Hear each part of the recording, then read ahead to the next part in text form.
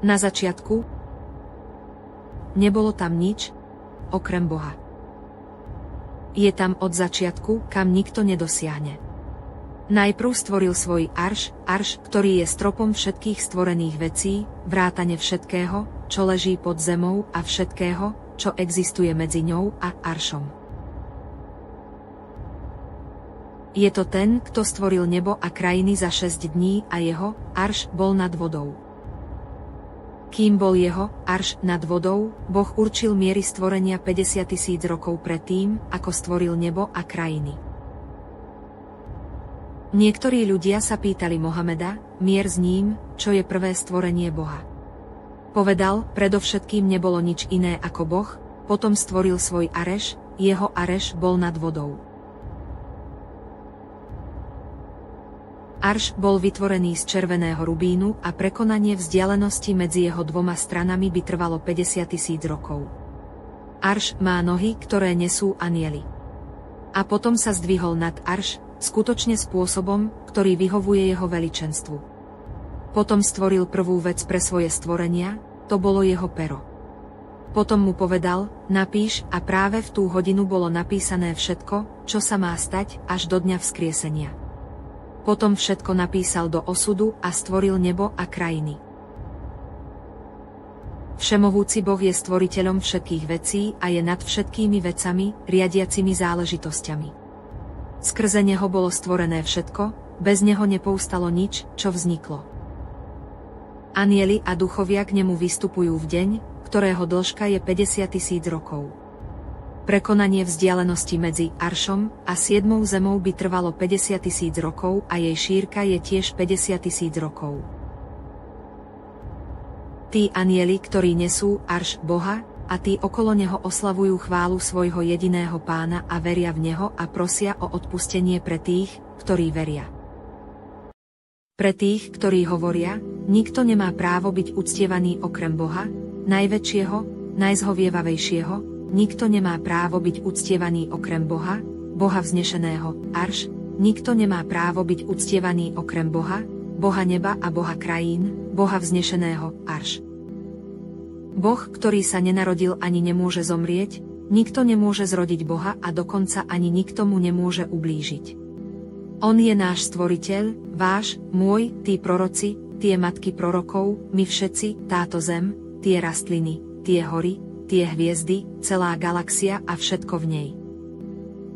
On je náš Pán, všemohúci, on nás teraz sleduje, on to počúva, on vie, čo je v tvojom srdci, čo sa deje, čo si myslíš, on vie všetko od začiatku a čo po tvojej smrti.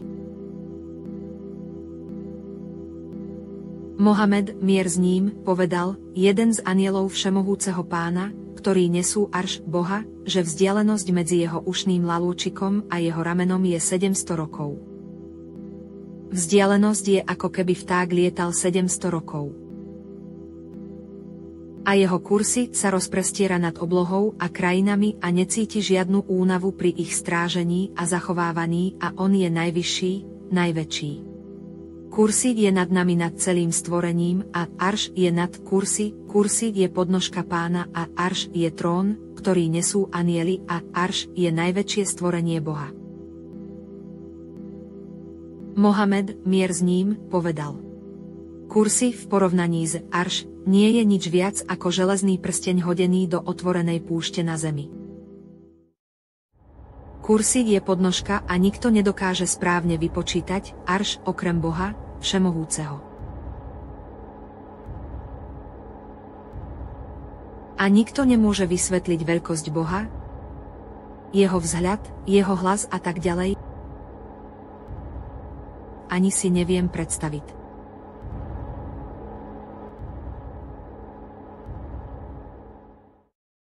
Prosím, vráte sa k nemu, modlite sa k nemu, robte dobré skutky skôr, než uplynie čas. Niektorí ľudia veria, že je to napísané v našich rukách a veria, že niektorí ľudia to dokážu prečítať, ale toto je veľká chyba, nikto nevie, čo je napísané Bohom. A nemyslite si, že Boh je všade alebo že je v našich srdciach, to je nesprávna viera, toto je obrovská chyba, on je nad arš, jeho sila a poznanie je všade, ale on sám neprichádza do zem. Pri najmenšom každú poslednú hodinu noci zostupuje na najnižšiu oblohu a hovorí, kto ma volá, aby som mu odpovedal. Kto odo mňa žiada niečo, čo by som mu mohol dať. Kto ma žiada o odpustenie, aby som mu mohol odpustiť. Čiňte pokánie, požiadajte Pána o odpustenie, nechoďte k falošným bohom a falošným ľuďom. Príďte na pravú cestu, robte dobré skutky, on vám odpustí. Mohamed, mier s ním, povedal. Boh stvoril milosrdenstvo na 100 dielov a ponechal si u seba 99 dielov a zoslal na zem len jeden diel milosrdenstva? A preto je medzi celým stvorením zeme vzájomná láska? Preto zviera dvíha kopyto od mláďaťa v obave, že by mu mohlo ublížiť. Rahman, ya Rahman, ساعدني يا رحمن اشرح صدري قرآن املأ قلبي قرآن واسق حياتي قرآن رحمن رحمن ساعدني يا رحمن اشرح صدري قرآن املأ قلبي قرآن واسق حياتي قرآن رحمن يا رحمن بمجيني يا رحمن uspokojmajo dušu, naplni moju srdce, nauči